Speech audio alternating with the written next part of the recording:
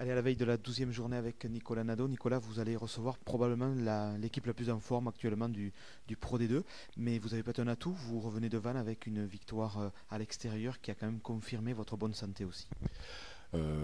Oui, dans ta question, il y a la réponse un peu à tout, mais on peut le voir aussi dans un autre sens où quelle va être notre réaction après la victoire de Vannes, comment on va se préparer, comment on va accueillir cette équipe de Montauban qui elle est à nos yeux sans doute la meilleure équipe de Pro D2 actuellement. Elle a la deuxième défense, la sixième attaque, elle est quatrième ex aequo, cinquième par rapport au nombre de points. Voilà, donc c'est une équipe extrêmement sérieuse qui a une très grosse conquête, qui est capable de mettre de la vitesse, qui est capable d'aérer son jeu, qui est surprenante par la vitesse qu'elle est capable de mettre dans le jeu, elle aère très bien.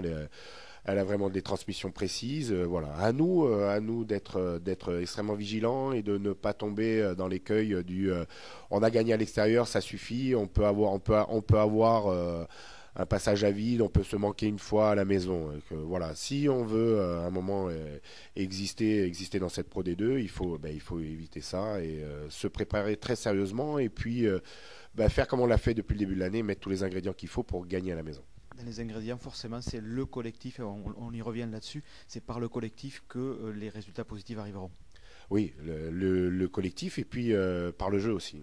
Par le jeu, c'est ce qu'on a réclamé aux joueurs depuis la reprise de ce troisième bloc où on leur a dit que notre salut passera par le jeu et qu'il faut d'abord dans un premier temps poser notre jeu, avoir une conquête plus précise que ce qu'on a eu sur le deuxième bloc. Hein. On a eu un peu de difficulté que ce soit sur la mêlée ou sur la touche. La mêlée se règle petit à petit. On avait eu des prémices contre Bourgoin. On a eu de très bonnes choses contre Vannes. Il faut confirmer ce week-end. Il faut qu'on règle un peu la touche. Il faut qu'on soit plus précis derrière sur nos transmissions, plus précis sur notre jeu aérien et que petit à petit, voilà, toutes les phases qu'on travaille au quotidien, qu'on les revoit sur le terrain et que le plaisir qu'ils ont pris en début de saison juste sur l'enthousiasme, sur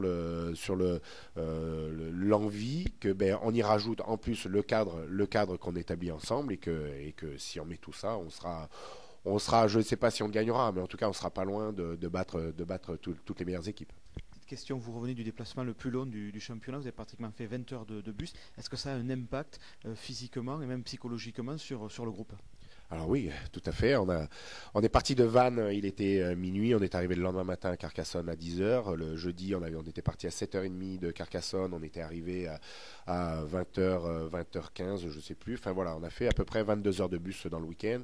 Bien sûr que le week-end, samedi, dimanche, les joueurs ont été tranquilles, mais on a vu des joueurs le lundi matin extrêmement fatigués, épuisés par ce long déplacement. Alors épuisés par le match, parce que ça s'est quand même envoyé comme il faut et fatigué par la longueur du trajet, quoi. C'est bien sûr notre vigilance du début de semaine a été la régénération et mardi travailler fortement sur la réactivité, remettre tout le monde dans la concentration et qu'il n'y ait aucun relâchement pour ce week-end. Écoutez, Nicolas, on va vous souhaiter à tous un très bon match et on se donne rendez-vous demain soir, 20h, au stade Albert Domenech.